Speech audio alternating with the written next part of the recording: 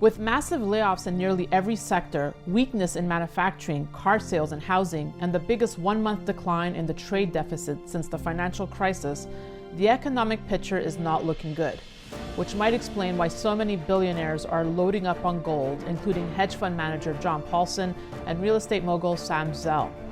Bottom line, now is the time to own gold, which is why the experts at Stansberry Research just stepped forward with a major gold prediction, arguing gold could soar as high as $3,000 by the end of the year, possibly even higher. You can find out why and get instant access to their #1 gold investment today. It's not bullion, an ETF, or a mining stock, but in the past, this gold strategy could have made you nearly 50x your money. Considering how quickly the price of gold has been moving in recent weeks, you don't want to waste any time missing out on the gains these experts believe are in store for this gold stock. To get a copy of his new free report with all the details, simply go to goldmaniareport.com. Again, that's goldmaniareport.com for a free copy of his new report. Hi, this is Daniela Cambone. Welcome back to Stansberry Research, joined today by Shark Tank star Kevin OLeary, who has taken a huge bet on North Dakota. We're going to learn why and why he says the blue states are punishing success and the heydays are over. Kevin, good to be with you. Nice to see you again. Great. Thank you very much. Now, I want to talk about your big bet here on North Dakota. I want to talk about all that. But first, I want to just get your take on the latest from the Federal Reserve. We saw the 25 basis point move, the ECB as well, 50 basis points. Powell's making it clear that the Fed is closely watching more than anything the jobs data. The question is, does it just feel like we've just become too labor dependent at this point, Kevin? You know, I look at it this way. If you look at the frequency and the size of these hikes, now we have 25 basis points, and the market is widely anticipating another 25, then maybe one more 25. So no matter how you look at it, in hedging your bets, we're 2/3 through the process. So we're in the back end of hikes. Now the question is, do we get a down print on payroll anytime soon? The minute you see that, the Fed will pause. And so there's a chance, and it's no better than 50-50, that this is the last rate hike for a while. And that's what the market's anticipating. So you're going to see a lot of fibrillation on valuations, both on fixed income and on equities, trying to determine, is that and was that the last hike, or is there more to come? Now, what we don't know yet, because earnings reports have been pretty good, the print from Meta yesterday was, nothing less than phenomenal. And so at the end of the day here, we haven't really seen the grind into the market of lack of momentum in sales and then margin and earnings. That's anticipated to be coming. So I think it's going to be very interesting this year. My anticipation for terms of what we'll get in returns are going to be around 6% from equity, and I'm talking the whole year, and another 2% from div yield or distribution, so an 8% year, which is kind of right in the middle of what you anticipate. I'm kind of surprised to hear you say that you think this might be the last rate increase for a bit here, because I feel like reading between the lines, or he made it quite clear that this would not be the last, and they're not happy with what they're seeing yet on the inflation front. You know, it's because they haven't seen a down print on payroll. They haven't seen any slowdown yet. I mean, it's a very competitive environment now. Try and hire people. We still have a hard time hiring for the positions we have open. So we haven't seen that slowdown yet. So I think he's more focused on payroll than anything. That's why I say if there's a slowdown on payroll, at least one down print, I think he pauses and waits for the next payroll. I think there's a chance that it could be the last one. I didn't say 100%, but I'm feeling that way, and that's why the markets have been rather interesting this year. Most people were anticipating a pretty horrible January. That's not what happened. It was hard to lose money in January. I want to ask you, what is everyone doing that they don't want these jobs? It's a great question. What I've learned is consumers still have fat wallets. They still have a lot of cash sitting around. They were prudent in terms of all the freebies they were giving out. When we talk to new recruits in their early 30s, people that have already had one job now moving, they have a lot of demands. 40% of them won't work in an office, particularly in infrastructure work or in accounting or payroll or logistics or compliance, those departments. I'm just interviewing a third round for more financial analysts. I found 2 great ones to add to OLeary Ventures. We need them for this North Dakota initiative. Not a chance they're coming into the office. And these guys are, and this one woman, one guy, they've never worked in an office. They don't even know what that means. And so there's a whole new tonality to the workforce that I don't think everybody's adjusted to yet. Isn't that crazy, Kevin? Because I remember when I started my career as a journalist, 21 years old, whatever, in Montreal, and I was going to work, come hail, come, high water, in the blizzards, in minus 40-degree weather, walking from, Place Dad metro station, 20-minute walk to get to the office, and you better believe you got to be there on time. You try telling a 21... I'm just like you, but I did it with no shoes on because I couldn't afford them. Crazy. All right, let's talk North Dakota now. You're saying forget New York, forget Massachusetts, forget California. This is where it's no longer at. Why? Yeah, Why North Dakota? We never talk about North Dakota. No, we don't, but we are now. Look at the data back from 1954 when they started tracking venture capital. And this fund, this initiative for North Dakota is pure venture.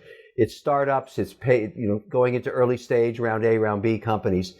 And there's a good reason to do that. But think about the data. It says that since 1954, when they started tracking this, 68 years ago, almost 95% of venture capital occurred either around Silicon Valley in California or around MIT in Massachusetts.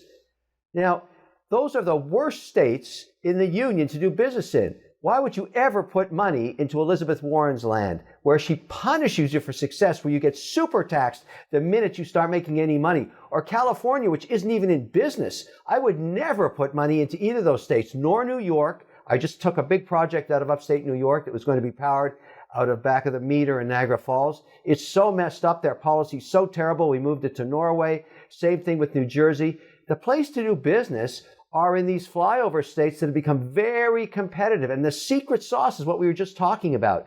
Today, 40% of your employees, I don't care what sector you're in, any of the 11 sectors of the S&P, 40%, between 30 and 40, are going to work remotely. So you can put your headquarters anywhere. So why not stick it in Fargo, where I have fantastic policy, fantastic regulations, pro-business governor in Burgum, low taxes, and an environment where they want business. They don't hate you. They want you there. And so that's what we're doing. We're running a mandate. The first 45 million or the next 45 million we're putting into North Dakota. We're telling every company anywhere, you want to build up more resources? Let's do it in North Dakota, where we have the second largest Microsoft campus, one of the largest manufacturing facilities for biotech and vaccines, massively educated workforce, great standard of living, access to schools. It's a beautiful place, a huge arts community, so much to do. Bismarck, Fargo. There's only 750,000 people in the state. It's the 4th largest GDP per capita, and it's going to become the first in the next 3 years because they have mountains of energy. I love this place. It's absolutely fantastic. So why would I give anything to Elizabeth Warren? Why would I leave anything there? So she can punish me for success? Nah, I'm going to Fargo. That's the plan. Florida works, Texas works, Montana works, South Dakota works. Anywhere except where they hate business. That's the new strategy. Competition of states. Yeah. I was going to say, why not Florida or Texas? But do you feel like it's just oversaturated now and you want to do something? You can't even get office space here. You try and get office space in Miami, impossible. We're totally sold out everywhere. So it's interesting. I believe the idea of investing in Fargo came about from a Shark Tank episode. That's right. From one of your investments. Tell us about that. It was called PRX Performance. And it was a company that made gym equipment that folded up into the wall. So if you're in a 900 or 1,200 square foot condo, you can, put it aside. Sales exploded. It went from 0 when they were on Shark Tank 7 years ago to 50 million in sales. And I said, this is one of my most successful Shark Tank deals. So I flew to Fargo, first time I ever went there. We shot an update. I went ice fishing when it was 50 below. What a gas that was. And then I started to meet the governor, the commissioner, and a lot of the, city mayors, everything else. And they were pro-business like crazy. And I thought, okay, let's go back there. And that's how the whole thing started. Now, since we've announced this program, which is funded by the U.S. Treasury, we're now in negotiations with 4 other states to do exactly the same thing. But I'm only going to work with states that are pro-business. If they have high taxes or very crazy regulatory environments, no interest at all. I don't see I'm very happy about the competition. The U.S. Constitution contemplated competition between states. Now we finally have some. So why would you put money in California? That place is nuts. I would never put money there. This is the way to go. North Dakota and pro-business states. And when we hear, 45 million being put to work, maybe you can give us more insights because, we see those headlines, but when we say put to work, where does it go? What are you specifically investing in? What does that look like? So if you have a company and you have a nexus in North Dakota anywhere and you need money for an A round, B round, or venture debt or whatever you need, you go to OLearyVentures.com and you upload your deck. OLearyVentures.com is a complete infrastructure just to look through all of the deals we get every day. And then we find ones that we think are going to work. We contact the management. They give us presentations online. And we start our due diligence. We have 2 deals we're planning on closing next week already. We just announced the deal, the program, about 8 days ago. And now we have 2 deals we think merit an investment, somewhere between $1 and $5 million each. Let me ask you this. With the North Dakota focus now, are you looking to turn the page from, obviously, FTX? Are you moving on? Of course. I mean, FTX turned its own page. The judge has told everybody involved to stop talking to each other. So we're not going to hear a lot of news out of that. I don't think there's going to be any dialogue at all except recovery. The whole narrative at FTX now is about recovery. If there's one silver lining on this whole FTX thing, it's the fact that it poked the bear in Washington. I'm getting countless calls from senators and congressmen and women who are interested in pushing the agenda on policy and regulation around digital payment systems first. And so I think what's going to happen here is we're going to be a much better place within 12 to 14 months because it's a bipartisan effort. Finally, we've got people that are saying, look, we got to stop having these companies blow up. Since you and I last talked, Genesis filed for bankruptcy. They're going to keep going bankrupt because they're so full of rogue players and no-do-gooders and, fraudsters and all this stuff. Everybody's tired of it. It's just setting back the potential of what crypto and digital payment systems can be. So my guess is, Danielle, and I bet you I'm going to be right on this, within 3 years, you're going to see that all of these rogue players and these unregulated, decentralized, exchanges and all this crap is going to be gone. And the players that are here today won't be around because they don't know how to make money in a regulated environment. It's going to be the new discipline players that come out of the banking system that run the crypto markets, and they'll work within compliance. And it'll be something that'll grow. And I believe we'll still become the 12th sector of the S&P. But I think our rogue days are behind us. Maybe 3 or 4 or 5 more bankruptcies just to clean it out with all the terrible managers and fraudsters. They'll all be gone. Then everything else will be cleared out, scrape the, like a patina, all the garbage will be gone, and then we can move forward. When you say there's no longer communication, are you not speaking to SBF? Have there been any communication with him? No, not at all. I don't think SBF is allowed to talk to anybody anymore, nor any of the management of FTX. The judge has shut all that down. The narrative is really about what's going on in the 1.2 billion plus 400 million plus 4.2 billion. These are the amounts that have been found in various jurisdictions. Everybody's talking about, okay, how do we allocate that now to the account holders, the equity holders, if anything? So, I think FTX is behind us. Everybody kind of knows what happened there. I don't think you're going to hear much out of it for a couple of years. I think people are looking at these lawsuits the SEC just put on. They're suing a few of these exchanges. Justice is after a couple. There's some audits going on. Genesis bankruptcy. There's always going to be someone going to zero for a while. So I think the narrative, the market's not even looking at that stuff anymore, Danielle. What's going on are people are focusing on AI. This whole ChatGPT, the Microsoft acquisition, that's where the new focus of the market is in what's next. Before we move on from crypto here, I just want to get your thoughts on the latest from Charlie Munger. I'm sure you saw the headline that says the U.S. should follow in China's footsteps and ban cryptocurrencies. I mean, no surprise from Munger there.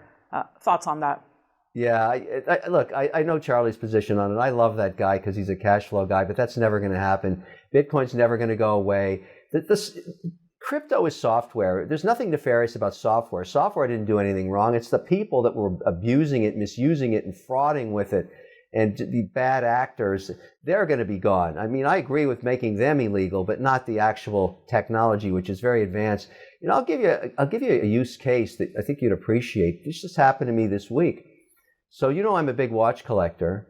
Oh, yeah. And there's a new hot watchmaker that just emerged in Switzerland named Simon Brielle. He is smoking hot. He made 12 production watches and then 5 special prototypes. These are going to be I think he's the next F.P. Journe. Now, the ability to get one of these pieces, to get one of those 5, he's only going to sell number 3 and 4. So you have to be accepted as a collector. He has to know with certainty that you're going to honor his brand. He's like Picasso.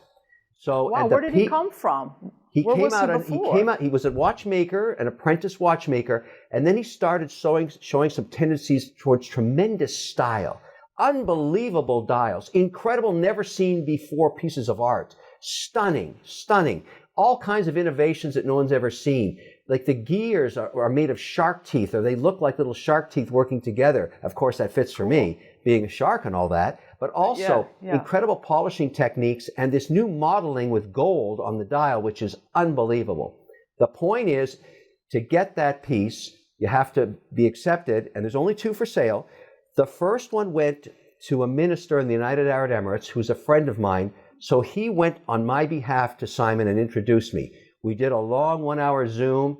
I gave my case. Anyways, I won the ability. I won that number 4. So number 3 and 4, I have number 4.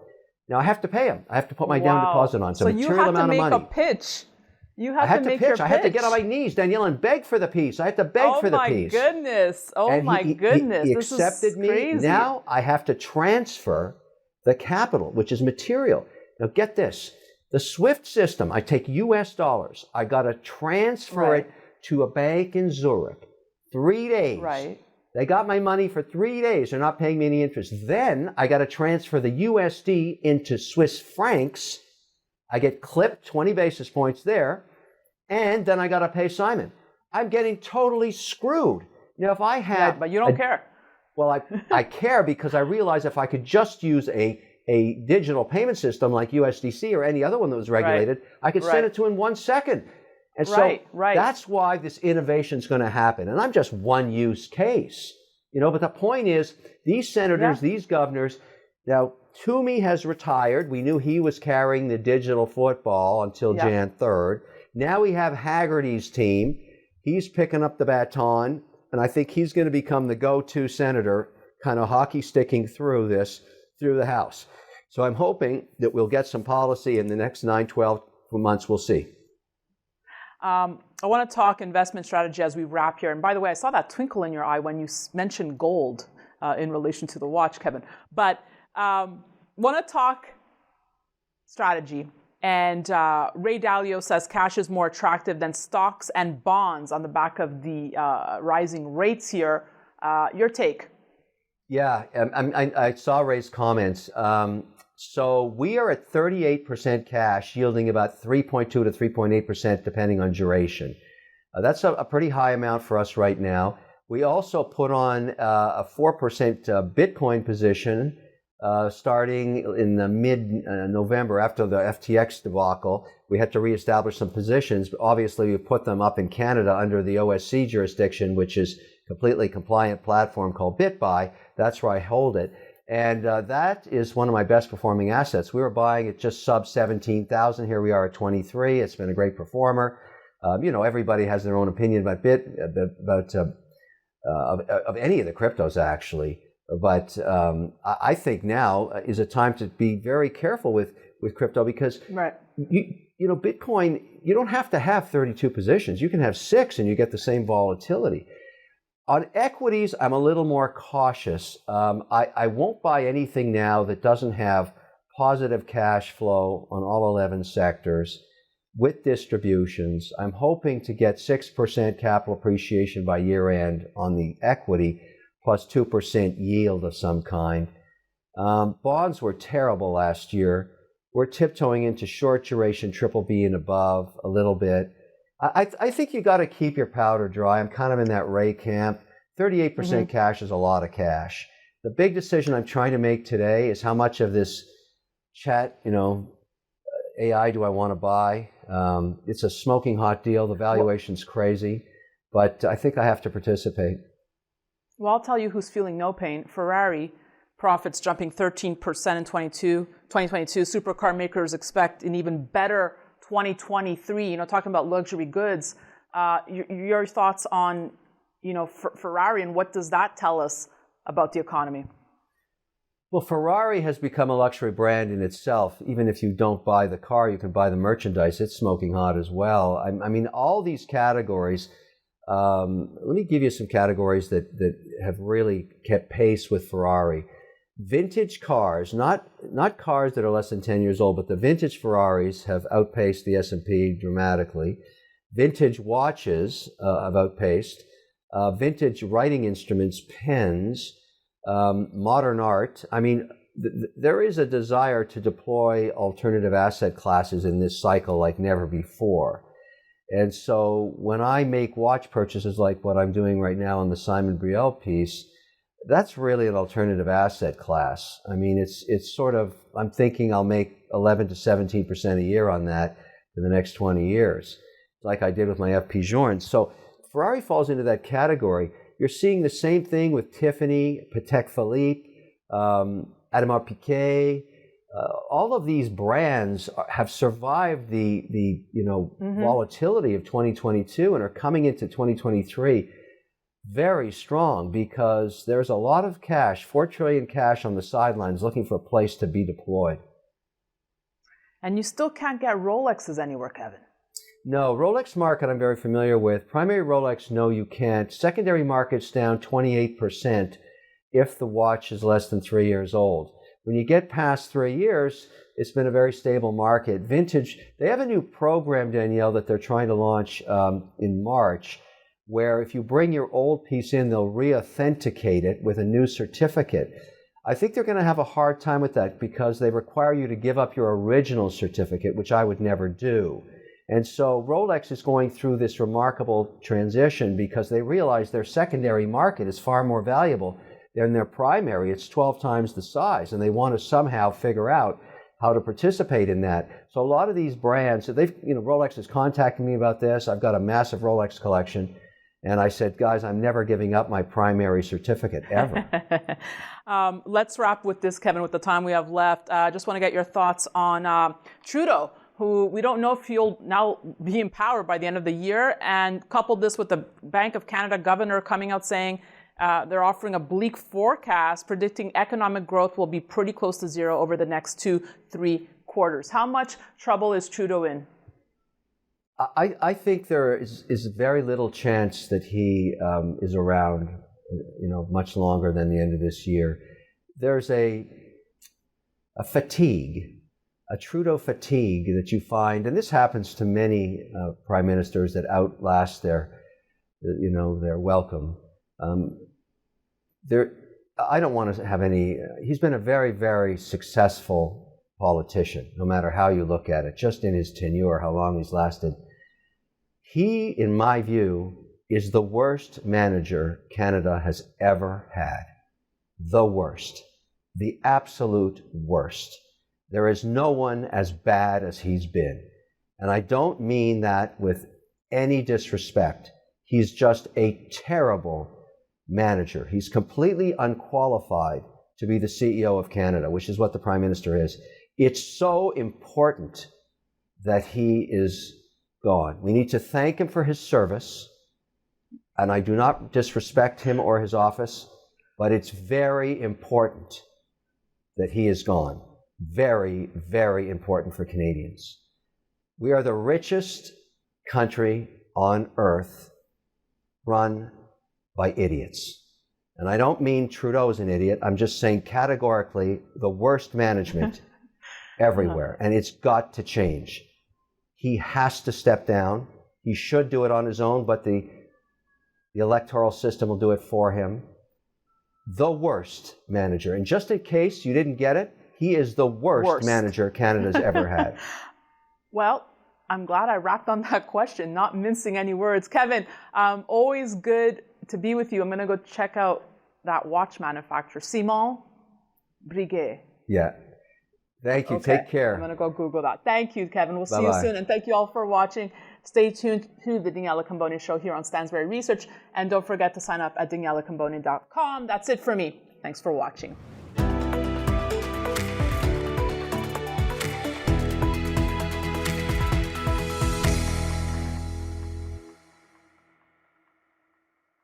Opinions expressed on this program are solely those of the contributor and do not necessarily reflect the opinions of Stansberry Research, its parent company, or affiliates.